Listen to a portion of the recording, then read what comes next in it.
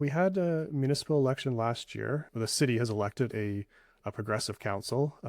Quite a few of them are interested in biking. We're going to try to push them for a week without driving in September. So council seems progressive, very supportive. Then it goes to admin, and they do have like their complete street documents and all that, but admin just doesn't seem to want to take away anything from SUVs, even though we have so much road space here that could be turned over.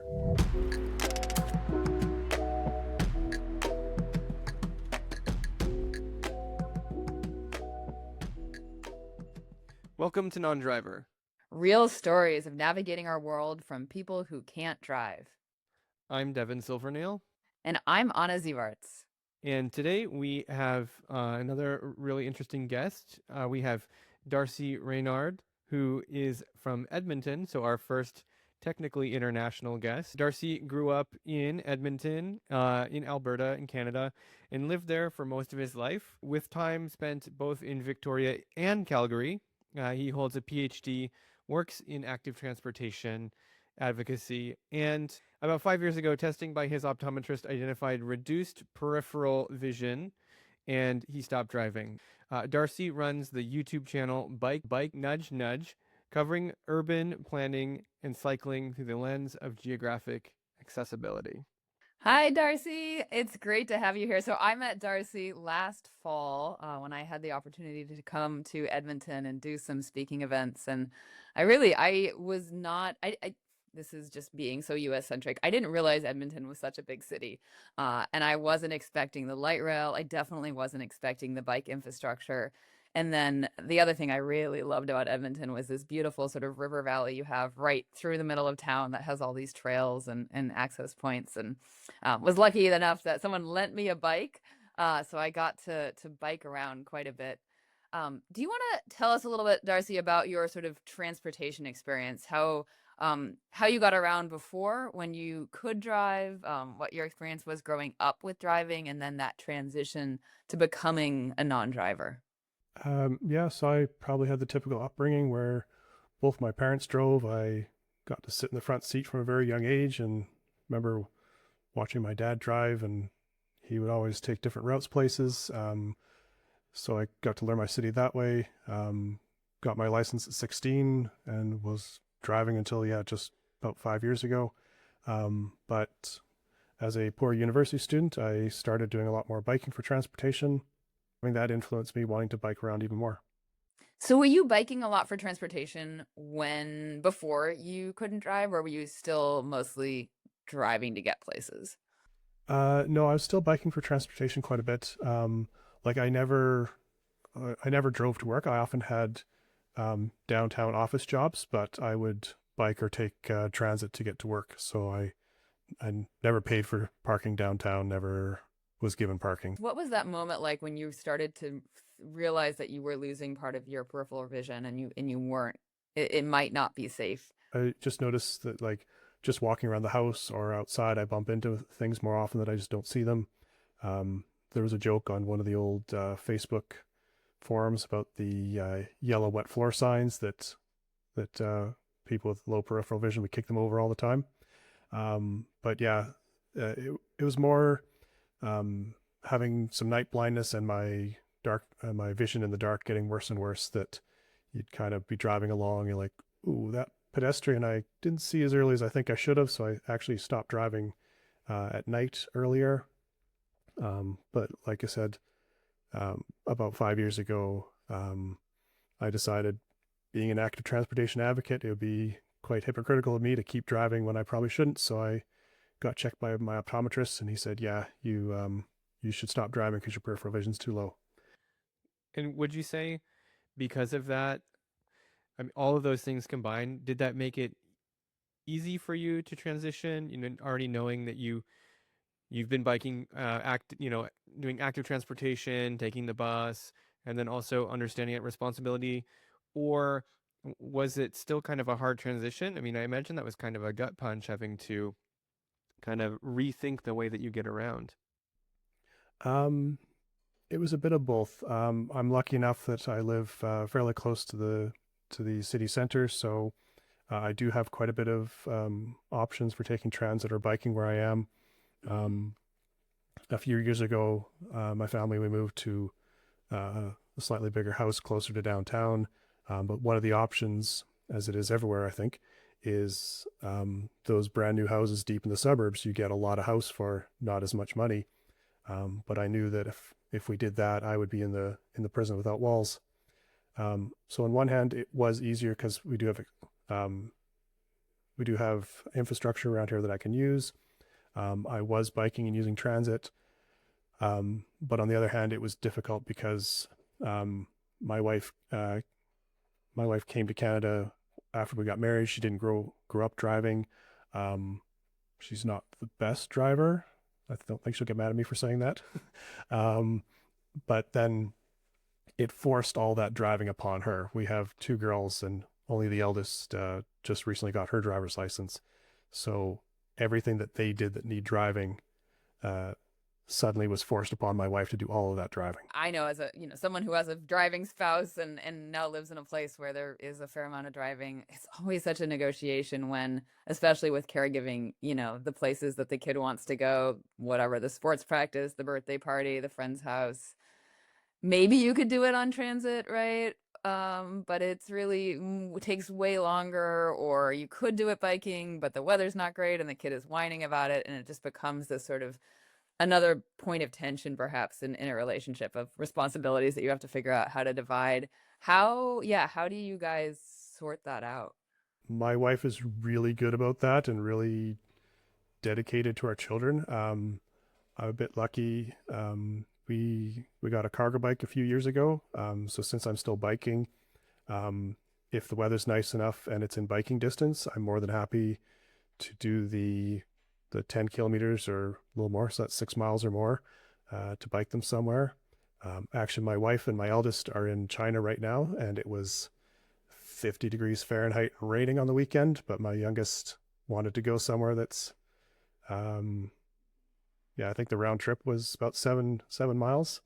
So we did that in the rain. I don't know if I'm also lucky that since I grew up here and I know the city very well, and I just am very good with directions, and my wife is not.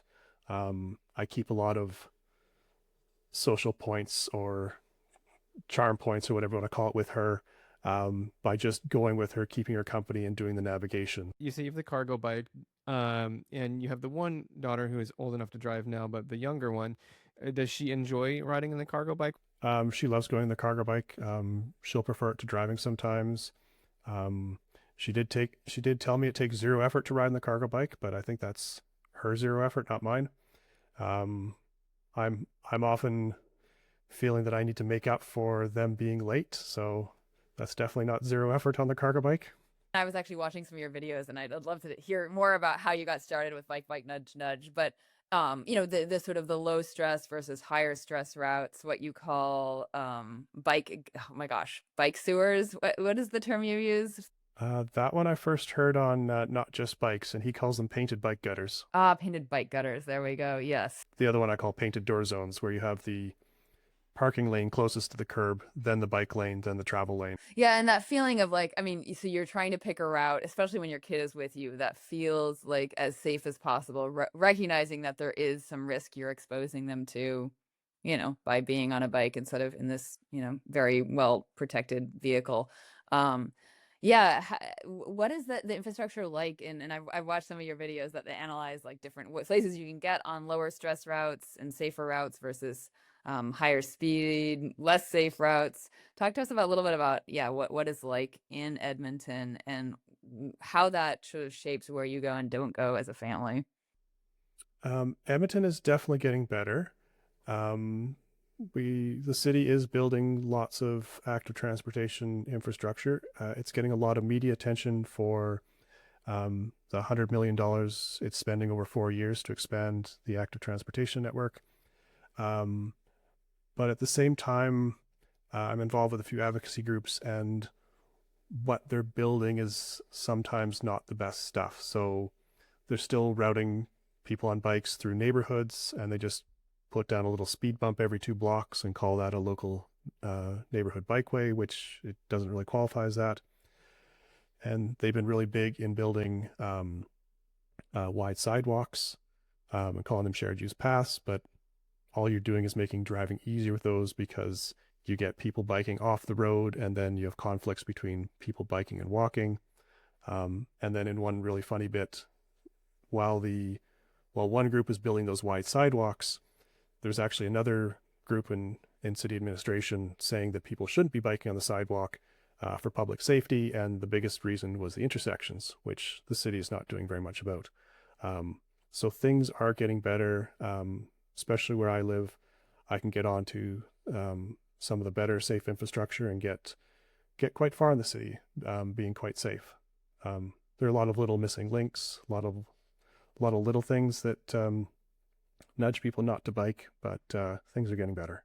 Would you say that the political will, then it sounds like maybe the political will is there, but maybe not the technical ability? Their heart's in the right place, but maybe they need to go a little bit further. Is that how it's going? Or do you still see a little bit of pushback at City Hall or from neighbors? Yeah, we had a municipal election last year, and actually the network expansion was way down the list on things that people were worried about. It's infill housing is the big one here right now. But yeah, the city has elected a progressive council. Quite a few of them are interested in biking. The advocacy groups keep reaching out to councillors and get them to go on biking ride-alongs. We're talking. We're trying to push them for a week without driving in September. I think I would really like them to do that, because I would like city council and especially high levels of admin to experience that and try and figure out how to get by without driving.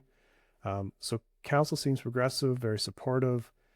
Then it goes to admin, and they do have like their complete street documents and all that, but something's going on there that I'm not sure exactly what's happening. And it's still, we have a very loud and I think very minority part of the city that anytime you threaten an SUV lane or a parking spot, they get very upset, and admin just doesn't seem to want to take away anything from SUVs, even though we have so much road space here that could be turned over. There's also pushback right at the provincial level around bike infrastructure or city, like local city control of street design, right? Yeah, we're getting that too. You hear it more often out of Ontario with Doug Ford, but yes, here in Alberta as well.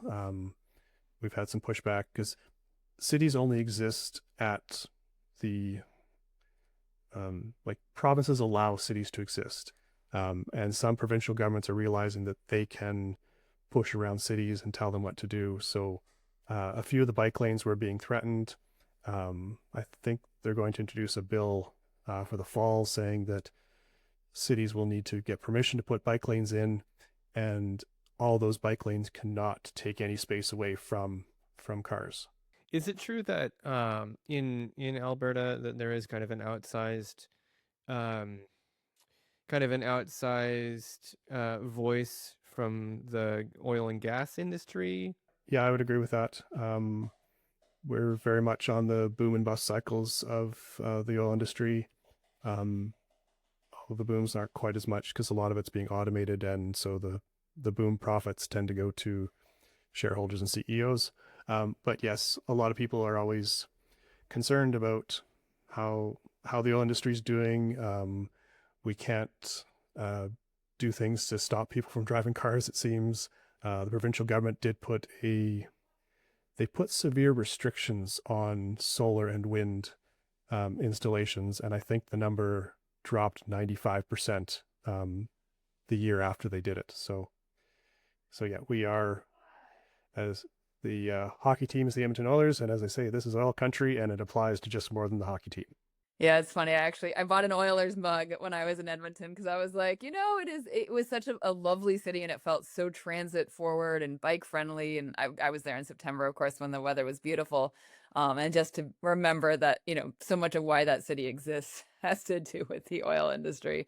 And I think, yeah, that sort of economic reality was interesting for me to consider.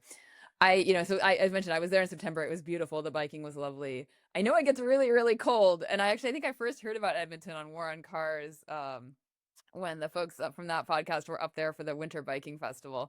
Do you bike in the winter? I know in some of your videos on Bike Bike Nudge Nudge, you talk about snow removal and the challenges with that. But what is the winter like for you with transportation? I actually used to have a website called winterbiking.ca where people could draw in the route that they used and rate it from low to high as if it was cleaned or not, or if it was in good condition. I work from home now, so I don't have to ride in the winter if I don't really want to. I tend to take my fat bike out more often just for fun. But I do have my old cyclocross bike with studded tires that I'll ride in the winter if I need to or want to.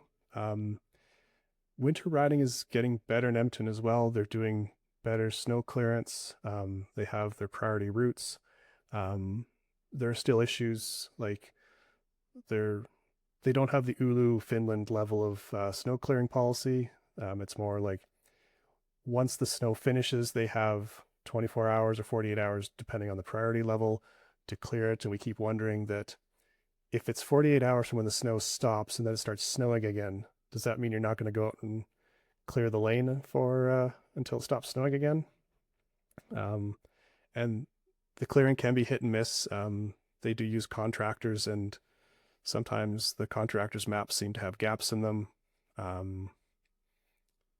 And just, it's interesting, and I've been thinking about that for video as well, that because the lanes get cleared, but a lot of the biking depends on these neighborhood connections that people know about, but those don't get cleared, and it's hit or miss whether that's all ice, it's all slush, it's all brown sugar, or is it nice hard packed snow that's it's easy to ride on. So it's a big difference between summer and winter how all these little connections can be broken. Brown sugar. I like that term. I hadn't heard that one before. I like it better than snert, the snow dirt mix. They call it snert, but I like brown sugar a bit better. I'm assuming they have a snow clearance schedule or snow clearance map. And then it sounds like it's really on arterials, and it really is dependent on timing. And so it makes me wonder too, like how do the drivers even handle that if their neighborhood streets aren't cleared? I mean, it makes sense for a place like Seattle, right, where it snows. It used to snow never, and now it snows maybe 2 weeks a year, maybe more now, and the city doesn't know how to handle it. But again, it's a place where historically that hasn't been a thing, and so it's really interesting that it sounds not too dissimilar. Like Calgary, for example, how does that compare to Edmonton? Are they better or worse? And you hear from Vancouver, and I think Seattle's the same. And I hear my sister-in-law lives in Shanghai, that when you get those rare snowfalls, because it's also very close to freezing, you tend to get a lot of freezing rain and ice. So it's different than what it is here. Calgary, it kind of feels better, but Calgary gets Chinooks, which are the warm winds that come down off the mountains. And Calgary can go from well below freezing to like 50 or 60 degrees Fahrenheit in a matter of hours. So when I was in Calgary, their snow clearing policy seemed to be wait for a Chinook. And then you get icy patches. Edmonton is quite good. It is still very like car brain motor normativity. We had a unusually big snowfall in December, and everyone was out crying and saying, oh, we can't drive on our residential roads. So the city had big meetings on, do we dump a bunch of more money into snow clearing so we can clear those roads? But that was kind of an outlier event. And I think they looked at like surge snow clearing policies, but I don't think they actually paid for or decided to permanently increase the budget. Talking about climate change, and you did some of your PhD research on carbon pricing, right? Which then after the fact, the work you were doing, it didn't get implemented, right, at the sort of the national government level. But can you share a little bit about that and the research you were doing? So my research was on carbon pricing and its effect on mobility and social exclusion. At the time, it was applicable because Canada did have carbon pricing, but it became this political football. And when we changed prime ministers, they got rid of the carbon pricing, so it's all gone in Canada now. But the interesting part that still applies and still informs kind of my bike advocacy was the mobility part and the social exclusion part. So with the price of gas going up quite a bit right now, like part of my research was looking at that because carbon pricing would increase the price of fuel, and being in North America here so car dependent, even though I like the cost of fuel going way up because it shows people how car dependent they are, I do realize that it's very difficult on many people. And it might cause social exclusion because so many people drive to work, and that's not a choice they have. So they're going to have to save money in their gas budget somewhere else, and that might be going out and being with friends and getting into the neighborhood and that sort of thing. The sort of carbon pricing conversation in Canada, is that just all on ice now as far as sort of a national policy? Or I'm guessing it's probably not going to be a provincial policy in Alberta anytime soon, but are other provinces considering carbon pricing? BC still has their carbon price as far as I know. The federal policy was a backstop saying that if your province didn't put in carbon pricing, then the federal government would do it. Many provinces put in their own. Alberta actually had one the 4 years that we had more of a left government, other than the past rest of our provincial history that we've had right-wing governments. They put in a carbon price, but that's all gone now. So as far as I know, a federal carbon pricing scheme, at least for consumers, is gone. The social exclusion angle, though, is so interesting and important to talk about. I think that's something that Anna and I talk about on this podcast, and then we've also individually talked about in our work, that um, access to transportation, for example, is linked to almost everything else. And there's this massive ripple effect that does happen if you take away one thing or if you add one thing. That could be the choice between potentially getting a meal and getting to where they need to go. And it's so important that those conversations are happening. Are you seeing that on the local level in Edmonton, or even the national level as well in Canada? Or is that still something that is really needing to gain steam?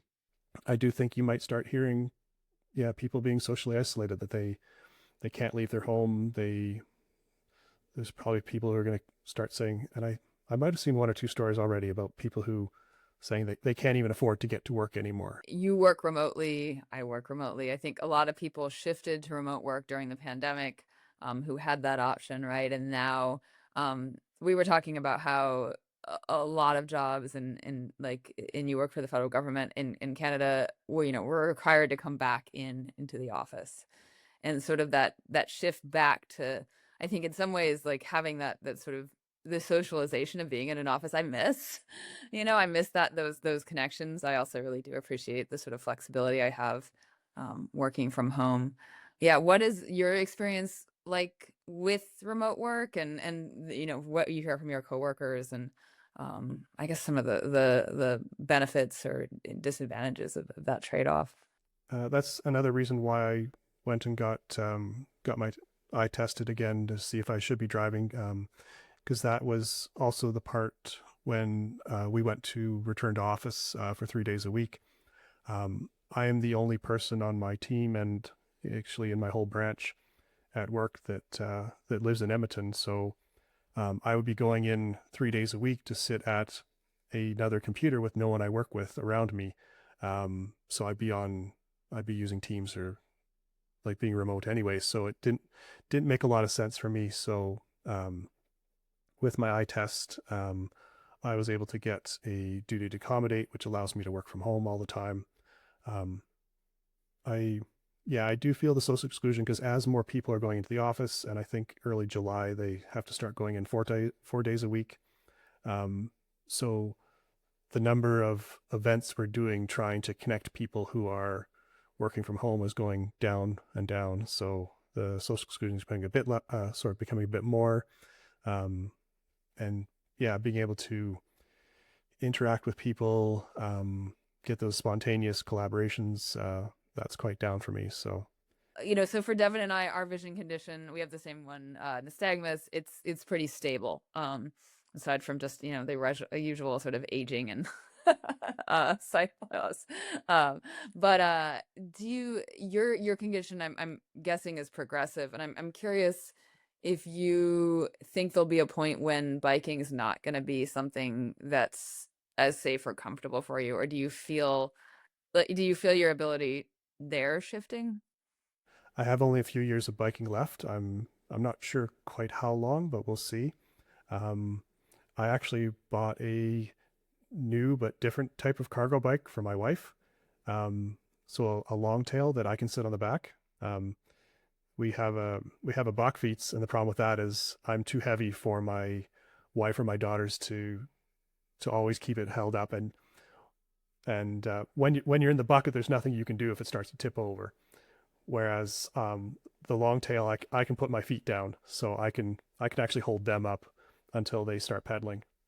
And we did test it, and my wife, she's not a big cyclist. She was against buying it, but she's tried it a couple times, and then before she went to China, she rode it to work every day for her commute. So I think she likes it.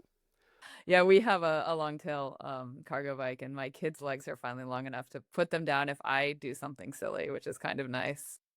It seems like it's also maybe like 5, 10 years ago, the Bachfiets, style bike, that was the one that was gaining steam, but the long tail just seems to be, for a lot of people, more practical too. And, where I live, that's basically like the bike of choice nowadays, and you do see families doing that too. And so, not only is it cute, it's very cute to see families, having the kids and the parents on the back.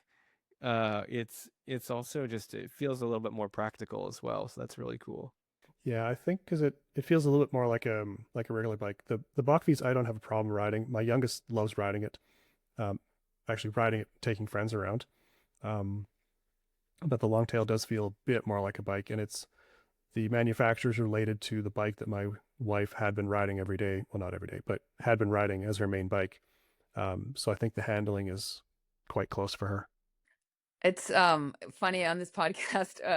A lot of the people I wanted to interview and initially came up with our list are folks who are low vision and do bike for transportation. And I was thinking we could have a whole a whole podcast series on just that segment of the non-driver community, because I think it's something that there's not a lot of visibility around. And I know, as someone who also used to race bikes, I there was a lot of shame and stigma around telling people I couldn't see things, because I didn't want to be, I didn't want people to think it wasn't safe for me to ride.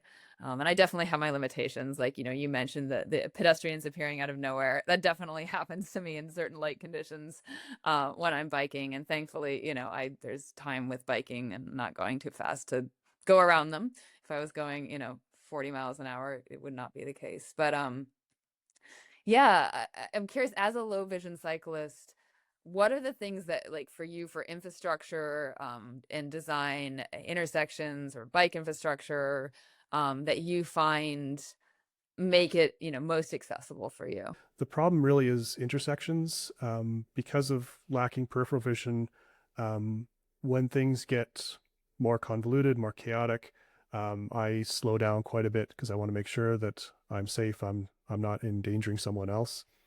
Um, so yeah, the bike lanes tend to be good, but that's one big failing of the city right now is they don't do anything about intersections. I have a few examples around the city where they actually just stop the bike lane before the intersection, and my dark humor is like, are they stopping that because if they had a bike lane through the intersection and someone got hit, then they're liable. Whereas if they stop it and say, well, they weren't on bike infrastructure, it's not our fault. I want to just let you talk a little bit about your YouTube channel, and yeah, how that got started, what your hopes are for that, and yeah, what you hope, people who are watching and listening learn from your experience. Yeah, I started it actually, it was more for cargo biking because that was starting to become a thing, and I kind of wanted to advocate for cargo bikes, and I really liked mine. Like my wife got into it as well. She liked biking and getting groceries with me in the cargo bike. Um, although I tended to get a lot more views when I showed the various infrastructure around Edmonton and how it could be better and gave comments on that sort of thing. So um, it's evolved a bit more into critiquing infrastructure and trying to say what are my thoughts on good infrastructure that I've wrote on or read about. I do want to get back into the talk a bit more about cargo bikes again. I have an idea for one which might be relevant with kind of the rise in e-motos and the demonization of electric bikes. Like I know New Jersey I think they passed a very restrictive law that even my pedal assist cargo bike, if I was there, my 16-year-old couldn't ride it. Well, maybe she's old enough now, but she would need a proper driver's license, a motorcycle helmet, registration, license, insurance, all that sort of thing to ride something that is basically just a bike, but it gives you a little bit of help. Yeah, more discussion of the people who will be excluded if we start to crack down on slower speed, heavier cargo bikes. I think the throttle distinction is pretty silly, personally. I think we should be looking at overall speed. Yeah, I much prefer the pedal assist ones, but I do hear from people who the little bit of throttle to help get up hills or when you're really tired, or people who have disabilities who they need the help getting going. They can't do hopping or get pedaling. They need that throttle so they can have 2 feet down to get moving. Like, for example, when we moved to France, we left my wife's bike with my mom, and my mom lives in rural Washington State, and she likes to bike to work, and didn't want to do it with a traditional bike. And the thing that really helped her was the throttle on my wife's bike that would max out at 25 miles per hour, I believe. So again, yeah, it's a very silly idea. I mean, a lot of times it's by people who have no information about the thing that they're creating policy on. So having more videos out there in the world would be super helpful. Well, one thing that we like to close out with, as well as we really want to get people's kind of more hopeful perspective on things going forward. And so I was curious how you feel. Like, what is one thing that really makes you hopeful for non-drivers like us? Looking forward, it could be around active transportation or anything else. Is there something that that really gives you hope as you're looking toward the future? Here in Edmonton, they are trying to increase the active transportation, trying to keep transit going. I know transit funding is a bit more of a problem in the US from what I hear. But I think more realization that there are people who can't drive. There's a lot of people who can't drive. And I'm seeing more even able-bodied advocates pushing back when you get the NIMBYs at the consultations who demand that every single disabled person must be driven everywhere and they must be able to park within 1 foot of the door they're going to. Whereas I'm standing there going like, no, if you keep that parking, you keep those driving lanes and you don't put in transit or active transportation, you're actually limiting what I can do. And I know there are a lot of people like me. As a disabled person, we're not a monolith. We're not all the same. So some of us can't drive, but we can get around other ways. But there are people who do need to be driven everywhere that they can't get around themselves. So, and they're disabled people who can't bike, but they can drive. So, Darcy, thanks so much for joining us. Really appreciate. If you want folks to find you, do you want to tell them, how to get in touch or where to find you online? So Bike Nudge Nudge is nice if people would watch a few videos. And I am on Blue Sky and Mastodon as Geo Darcy. All right. Well, thanks so much. Okay, thank you. Thanks for listening to Non-Driver. I'm Anna Zievarts. And I'm Devin Silvernail. If today's conversation resonated with you, please subscribe and share the show with a friend. You can also leave us a review wherever you listen. It genuinely helps other people find the show. Non-Driver is brought to you by the Non-Drivers Alliance.